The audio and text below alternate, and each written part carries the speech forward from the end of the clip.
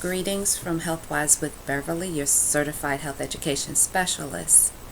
This session is going to be touching on one of the 8 dimensions of wellness, the entity emotional wellness. Within that entity, we have anger. Anger is an emotion. And so, we're all familiar with anger. And it's okay to be angry sometimes. We all go through these emotions, and anger is just one of the various emotions that we experience and have familiarity with. So we're going to talk about that. It's important to touch on this because it has so many dimensions to it. It can be quite a complex phenomenon, anger. But we're going to delve into it and get a little deeper understanding on anger and actually what it does. Because there are 3 ways that anger will manifest. It can manifest in a constructive manner. It can manifest in a deconstructive or destructive manner. And it can manifest in a protective manner. Excuse me. When we're talking about anger and the constructive ways that it can manifest, examples of that are MAD, Mothers Against Drunk Driving, something like that, where anger and probably other emotions that came along with the anger manifested in something constructive. Mothers Against Drunk Driving has been now around for a long time, has been very effective and helpful to society in making drunk driving awareness and the destruction that it causes. So anger, can manifest good things. Then we have anger that's destructive or deconstructive, tearing down something that has been a good construction, or just plain destructive. And that in those manifestations of anger, we're talking about anger that can maim, hurt, kill. It's meant to belittle. It's meant to even incite more anger. And then we have protective manifestations of anger. And in that instance, you're talking about eliciting the flight or fight response. And that's a protective mechanism. So anger can also do that. In all of that, anger, the emotion of anger, it releases hormones, stress hormones. Just as if, in the instance of fear, when you have triggering of the flight or fight mechanism, it releases the stress hormones. And anger is one of those emotions also that will release those stress hormones. And so, those things affect our body, especially if it's a state of anger that is poorly managed or not managed at all, and it's prolonged for periods of time, because these stress hormones are not designed to do the body good for extended periods of time. They serve a function and a purpose, but when that function or purpose is extended beyond healthful measures, then it becomes hurtful and harmful to the body for those hormones to remain in the system. And that's when anger then becomes unhealthy. Okay, so I always like to attach some biblical foundation for whatever I'm talking to, because there is a foundation for every phase of life that we go through, and everything we experience in life. There is a spiritual foundation for supporting or those kinds of manifestations. So I'm just going to read some scripture to help give you some foundation that Anger is actually, it can be good, it can be bad, it can be healthy, and it can be unhealthy. In Ephesians 4:26, it says, "Be ye angry and sin not. Let not the sun go down upon your wrath." And that's from the King James Version. What that's saying is that it's okay to be angry. It's healthy even in instances to be angry. But it's saying be angry and sin not. That means that in the anger, don't let the anger cause you to sin. Because some people can get angry, and if they don't resolve that anger right away, that anger can manifest and progress into harmful behaviors. It can progress even into murder. Okay, so we know all of that is sin. So Scripture tells us, be angry but sin not. And then don't let the sun go down on your wrath.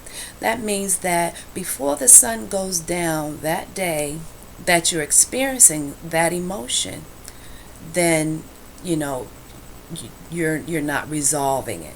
So we're not supposed to let the sun go down on our wrath, because it affects you even in your spirit while you're asleep, actually. Those emotions, and it can cause you unrest. Okay, so we're not supposed to allow that to happen. And in Proverbs 22:24-25, it says, "Make no friendship with a man given to anger, and with a wrathful man do not associate, lest you learn his ways and get yourself into a snare."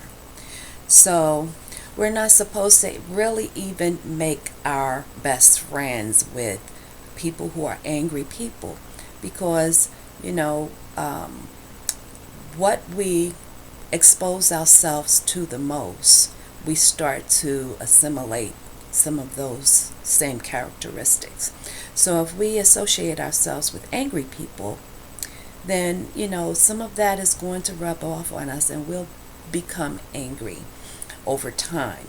So the Bible is saying, don't be associated with men of anger. But it's okay to be angry. Even God, he gets angry. And there's many scriptures and stories in the Bible about God's anger.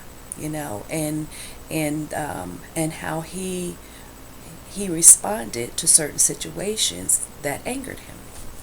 So, with that said, anger is beneficial. It can be constructive. It can be destructive, and it can be protective.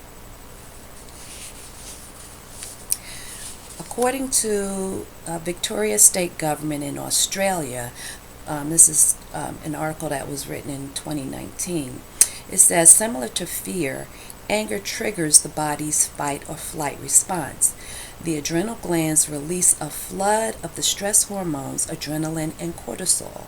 The brain diverts blood from the gut and towards the muscles to prepare for physical exertion. Now, some of the physiological manifestations of anger include headache, increased anxiety, high blood pressure, heart attack, stroke, depression, digestive problems, and abdominal pain, insomnia, diabetes, and driving anger. Okay, and we all kind of know a little bit about that. I'm sure if you have your license and you drive, I'm sure you've experienced it. But anger can have a very active role in all of these types of situations because of the effects of anger on the physical body and how the body responds to that anger. Even in adolescents have they can have expressive anger and they can have suppressive anger, and anybody can, not just adolescents, but we see it a lot in the adolescent population because um, where they are developmentally, if they express anger, sometimes it's not, they don't have necessarily the maturity level to express it appropriately, and sometimes it can be outbursts of anger. It can be behavioral problems expressed in anger. Um, and then when it's suppressed anger, many times teenagers, adolescents will suppress that anger, internalize it, and then do themselves harm in the form of even um, self-mutilation, such as cutting.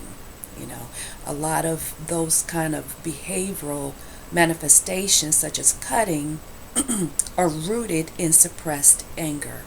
So we want to be mindful of these things. When we see something going on, we can identify it a little quicker and get the necessary help and interventions to assist those who need it.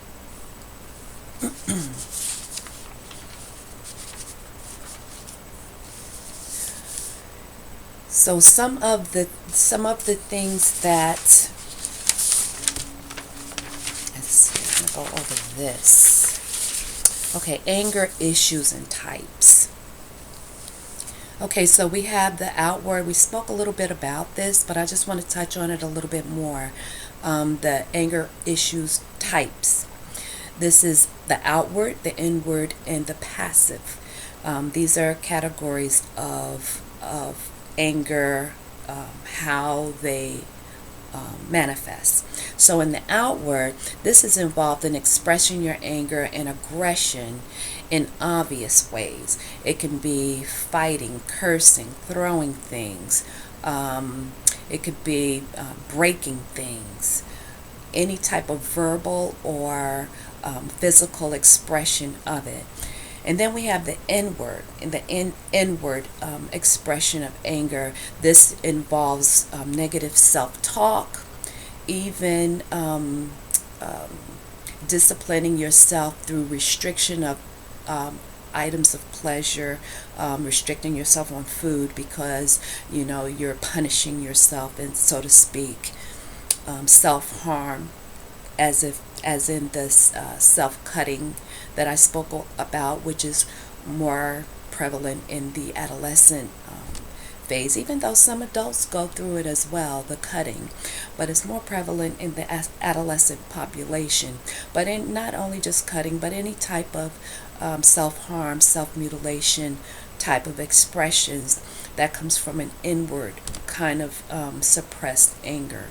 And then you have passive anger, and these include your passive aggressive types of behaviors, cynicism, sarcasm, just indirect ways of expressing anger. Other examples include sulking, ignoring, people because you're angry and you're not expressing it in other ways. You might ignore people. So these are passive types of anger manifestations. Possible causes of anger. There's a lot of things that cause anger. Many things. I mean, finances or lack thereof can cause anger. But sometimes, there are underlying causes as well. But some of the possible causes of anger I have listed are depression, obsessive compulsive disorder, alcohol abuse, attention deficit and hyperactivity disorder, oppositional defiant disorder, bipolar disorder, intermittent explosive disorder, and even grief. Anger is one of the stages of grief. So all of these things, all of these issues that people deal with can have an underlying source of anger, or could be part of the result of the anger itself. When people are dealing with this, especially when we're talking about even children with learning disorders. Sometimes there's with the ADD, ADHD, these diagnoses are sometimes even rooted and have a foundation and manifest in anger. Okay, so how do we know if we have anger issues? I'd like to touch on that. Some of those anger issues, uh, the way you can tell if you're really kind of in the area of having an anger issue, it could be that you feel angry often. You feel that your anger seems to be out of control. Your anger is impacting your relationships. Your anger is hurting others. Your anger causes you to say or do things that you regret. And you're verbally and physically abusive.